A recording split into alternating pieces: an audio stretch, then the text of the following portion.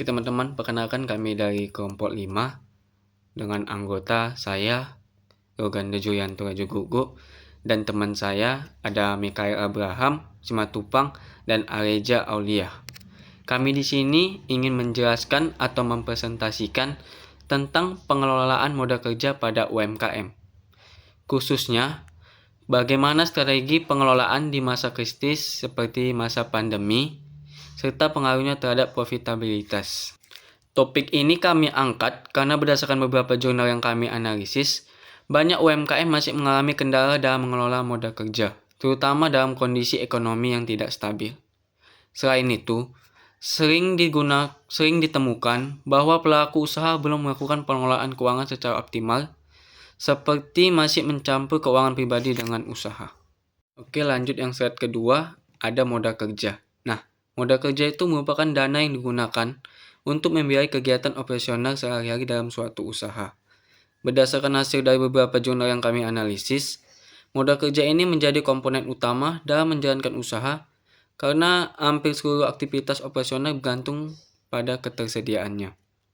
Misalnya, untuk membeli bahan baku, membayar tenaga kerja, hingga mendukung proses produksi. Jika modal kerja tersedia dengan cukup, maka operasional usaha dapat berjalan dengan lancar. Sebaliknya, jika modal kerja terbatas, maka kegiatan usaha bisa terganggu, bahkan berhenti sementara. Jadi, bisa dikatakan bahwa modal kerja ini merupakan dasar utama dalam keberlangsungan UMKM. Oke, lanjut di slide yang ketiga, ada fungsi utama dan dampak. Modal kerja memiliki fungsi utama, yaitu menjamin kelancaran operasional usaha. Artinya, dengan adanya modal kerja, usaha dapat berjalan secara terus-menerus tanpa hambatan, terutama dalam hal produksi dan distribusi. Selain itu, modal kerja juga digunakan untuk pembayaran tenaga kerja dan pemberian bahan baku yang merupakan bagian penting dalam proses produksi. Dari analisis jurnal yang kami temukan, bahwa UMKM yang memiliki modal kerja cukup cenderung memiliki produksi yang lebih stabil. Hal ini berdampak pada peningkatan profitabilitas karena usaha dapat memenuhi permintaan pasar dengan lebih baik. Selain itu, manajemen modal kerja yang efektif juga dapat meningkatkan efisiensi, menekankan biaya operasional, dan pada akhirnya meningkatkan pendapatan usaha. Pada slide yang kelima, ada sumber modal kerja. Modal kerja dapat berasal dari beberapa sumber. Yang pertama itu ada laba ditahan, yaitu keuntungan yang tidak dapat diambil tetapi digunakan kembali untuk usaha. Yang kedua itu ada kredit supplier atau utang usaha. Ini yang memungkinkan untuk pembelian bahan baku tanpa membayar langsung. Yang ketiga itu ada pinjaman dari bank atau lembaga keuangan. Yang keempat, ada modal pribadi dari pemilik usaha. Dari hasil analisis jurnal yang kami analisis, banyak UMKM masih bergantung pada modal pribadi dan utang usaha karena keterbatasan akses ke lembaga keuangan formal. Jadi, hal ini menunjukkan bahwa pengelolaan modal kerja internal menjadi sangat penting bagi keberlangsungan usaha. Oke, pada slide keempat ada fungsi operasional harian. Nah, dalam kegiatan sehari-hari, modal kerja memiliki fungsi operasional yang sangat penting. Pertama, dalam pembiayaan bahan baku, modal kerja memastikan bahwa pembelian bahan baku dapat dilakukan tepat waktu, sehingga proses produksi tidak terhambat. Kedua, dalam pembayaran tenaga kerja, dengan adanya modal kerja, gaji karyawan dapat dibayar tepat waktu sehingga produktivitas tetap terjaga. Ketiga, dalam pembiayaan produksi harian, seperti biaya listrik, transportasi, dan distribusi. Semua ini menunjukkan bahwa modal kerja berperan langsung dalam menjaga kelancaran aktivitas usaha. Selain itu, dari ketiga jurnal yang kami analisis, juga dijelaskan bahwa pengelolaan modal kerja yang baik dapat meningkatkan efisiensi dan profitabilitas. Artinya, bukan hanya menjaga operasional tetap berjalan, tetapi juga membantu usaha menjadi lebih baik dan lebih menguntungkan. Pada slide 8 kita akan membahas mengenai temuan perbandingan artikel. Terdapat 4 poin juga. Yang pertama, pengaruh modal kerja, yaitu modal kerja memiliki hubungan positif dengan profitabilitas UMKM. Yang kedua, faktor non modal kerja, yaitu produktivitas tenaga kerja dan kondisi pasar yang juga berpengaruh. Yang ketiga, efektivitas pengelolaan, yaitu pengelolaan yang baik meningkatkan efisiensi produksi dan operasional. Yang keempat yaitu kendala pengelolaan. Pencampuran keuangan membuat kontrol modal kerja kurang optimal. Jadi itu maksudnya pada slide ke-8 ini dari hasil perbandingan 3 jurnal tadi terdapat beberapa temuan utama. Yang pertama, semua jurnal menunjukkan bahwa modal kerja berpengaruh positif terhadap profitabilitas. Yang kedua, efektivitas pengelolaan sangat menentukan hasil. Yang ketiga, terdapat kendala seperti pencampuran keuangan pribadi dan usaha. Lalu yang keempat, faktor eksternal seperti kondisi pasar juga mempengaruhinya. Dari sini kita dapat lihat, bisa kita simpulkan juga bahwa pengelolaan modal kerja dilakukan secara baik dan terkontrol agar hasilnya optimal. Nah, sekarang kita masuk ke slide ke-9 yaitu analisis rasio profitabilitas. Terdapat 4 poin. Yang pertama ada GPM, NPM, dan ROA. Ini digunakan untuk mengukur tingkat keuntungan usaha. Lalu yang kedua itu penilaian kinerja usaha, yaitu rasio membantu melihat efektivitas pengelolaan keuangannya. Yang ketiga, pengaruh modal kerja. Modal kerja berkontribusi terhadap peningkatan rasio. Dan keempat, faktor lain, yaitu efisiensi biaya dan produktivitas juga mempengaruhi hasil. Jadi maksudnya itu dalam penilaian ini digunakan analisis rasio profitabilitas seperti GPM, NPM, dan ROA. GPM ini digunakan untuk melihat laba kotor dari hasil penjualan, sedangkan NPM untuk melihat laba bersih setelah semua biaya terakumulasi. Dan ketiga, ROA, yaitu untuk melihat efektivitas penggunaan aset. Dari hasil jurnal ini, UMKM dengan pengelolaan modal kerjanya yang baik memiliki rasio yang lebih tinggi. Rasio ini juga digunakan sebagai alat penilaian kinerja usaha untuk melihat apakah usaha berjalan secara efisien atau tidak.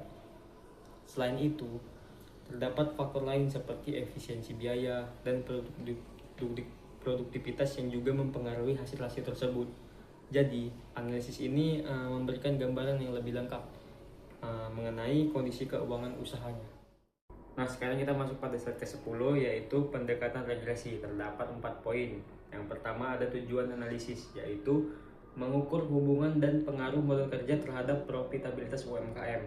Lalu yang kedua ada jenis data, menggunakan data keuangan UMKM dari beberapa periode tertentu. Yang ketiga, teknik analisis, yaitu menggunakan regresi linear dan analisis rasio untuk melihat hubungan antar variabel. Dan yang keempat, variabel penelitian, yaitu modal kerja sebagai variabel independen dan profitabilitas sebagai variabel dependen. Jadi maksudnya itu yaitu penelitian ini menggunakan pendekatan regresi untuk melihat hubungan antara modal kerja dan profitabilitasnya. Modal kerja sebagai variabel independen, sedangkan profitabilitas sendiri itu sebagai variabel dependen. Jadi data yang digunakan ini berasal dari laporan keuangan UMKM dalam beberapa periode tertentu. Dengan metode ini, hubungan antara variabel dapat dianalisis secara lebih jelas dan terukur. Sekian penjelasan saya. Terima kasih. Sekarang kita lanjut ke slide yang ke-11.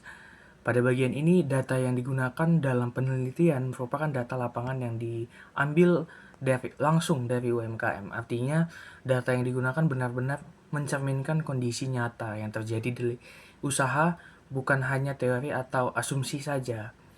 Dari beberapa jurnal yang kami analisis, data ini biasanya diambil dari laporan keuangan UMKM dalam beberapa periode, sehingga kita bisa melihat bagaimana perkembangan usaha dari waktu ke waktu. Dengan adanya data langsung seperti ini, hasil analisis menjadi lebih relevan dengan kondisi di lapangan karena menggambarkan situasi yang benar-benar dialami oleh pelaku usaha.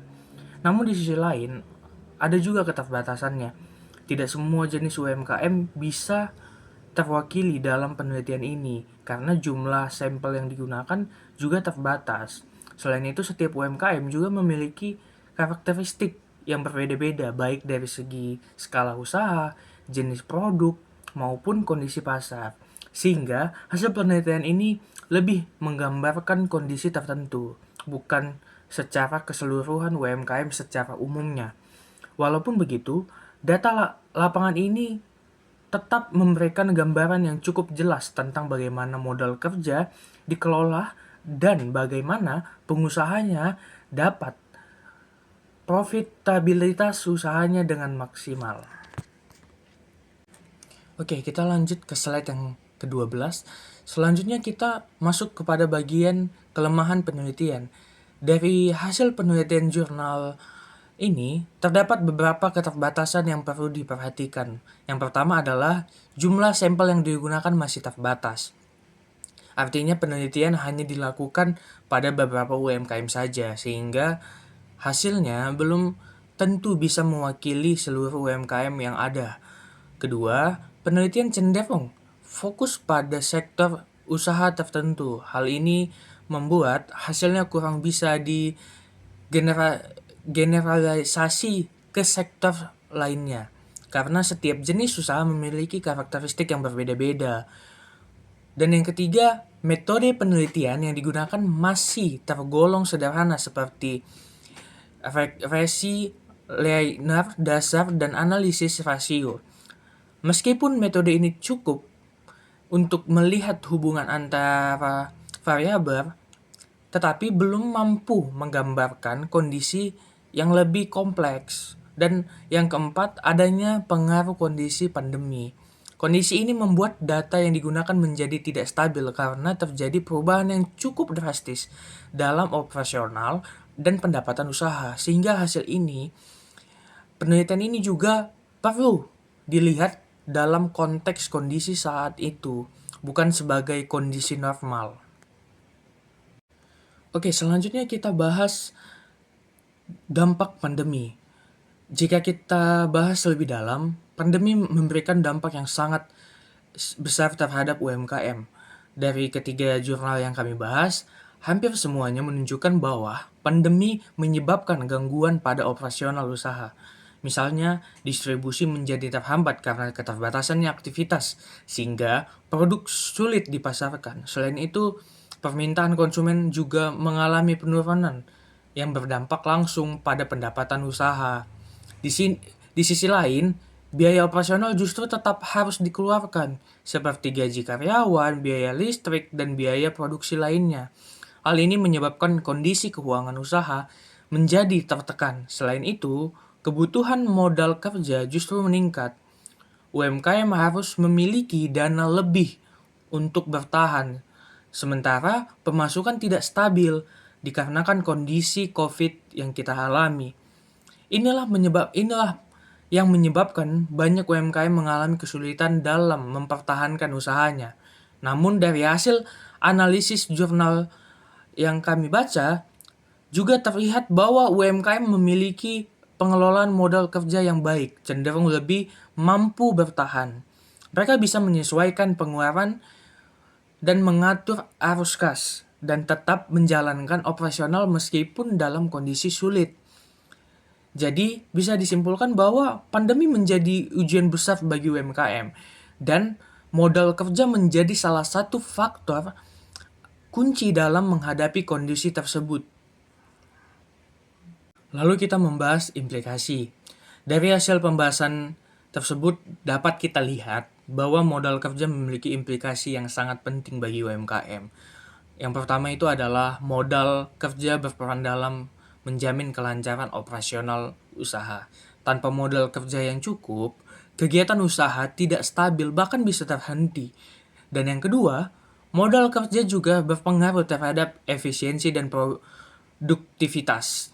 Dengan pengelolaan yang baik, biaya bisa ditekan dengan hasil produksi bisa ditingkatkan. Dan yang ketiga, modal kerja membantu UMKM dalam mengatasi berbagai kendala, terutama dalam kondisi krisis seperti pandemi.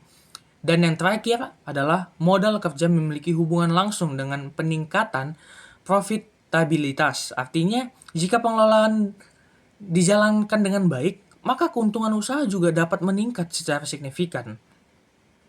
Selanjutnya kita masuk ke slide yang ke-14. Berdasarkan hasil analisis yang kami lakukan dari ketiga jurnal tersebut, terdapat beberapa rekomendasi yang dapat dilakukan oleh UMKM. Yang pertama itu memisahkan keuangan pribadi dan usaha. Ini sangat penting karena arus kas bisa dikontrol dengan jelas dan tidak tercampur. Dan yang kedua, melakukan perencanaan keuangan secara lebih sistematik. Artinya, pelaku usaha harus mulai mengatur pemasukan dan pengeluaran dengan lebih terstruktur. Dan yang ketiga, memanfaatkan teknologi seperti aplikasi pencatatan keuangan. Hal ini dapat membantu dalam mengelola keuangan agar lebih akurat dan efisiensi. Dan yang keempat, meningkatkan kontrol terhadap arus kas agar pengguna modal kerja bisa lebih optimal. Dengan menerapkan hal-hal tersebut, diharapkan pengelola modal kerja pada UMKM bisa menjadi lebih baik lagi. Selanjutnya kita masuk ke slide yang ke-15. Selain itu, peningkatan efisiensi juga menjadi hal yang sangat penting dalam pengelolaan modal kerja. Efisiensi ini juga dilakukan melalui beberapa cara. Yang pertama, pengelolaan bahan baku yang lebih baik agar tidak menjadi pemborosan. Yang kedua, pengendalian biaya operasional dengan mengurangi pengeluaran yang tidak diperlukan. Dan yang ketiga, optimalisasi penggunaan modal kerja agar dana yang tersedia dapat digunakan secara maksimal untuk menghasilkan keuntungan. Dan yang keempat, pengaturan tenaga kerja, yaitu menyesuaikan jumlah tenaga kerja yang dibutuhkan produksi agar lebih efisiensi. Dari hasil analisis jurnal, UMKM mampu menerapkan efisiensi ini, cenderung memiliki kinerja keuangan yang lebih baik. Hal ini menunjukkan bahwa pengelolaan modal kerja tidak hanya tentang jumlah dana, tetapi juga tentang bagaimana dana tersebut digunakan secara efektif.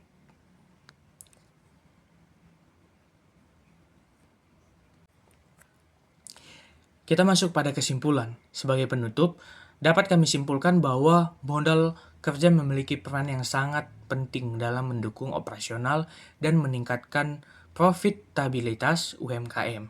Dari hasil analisis dari yang ketiga jurnal yang kami bahas, terlihat bahwa modal kerja yang dikelola dengan baik mampu meningkatkan efisiensi, menjaga stabilitas usaha, serta meningkatkan keuntungan. Namun, efektivitasnya sangat dipengaruhi oleh kualitas pengelolaan, termasuk dalam hal perencanaan, pengendalian, dan disiplin dalam pengelolaan keuangan. Selain itu, faktor eksternal seperti kondisi pasar dan situasi ekonomi juga turut mempengaruhi hasil usaha. Oleh karena itu, pelaku UMKM perlu lebih memperhatikan pengelolaan modal kerja agar usaha dapat bertahan dan berkembang secara berkelanjutan, terutama dalam menghadapi kondisi yang tidak stabil seperti pasca pandemi yang sudah kita lewati kemarin.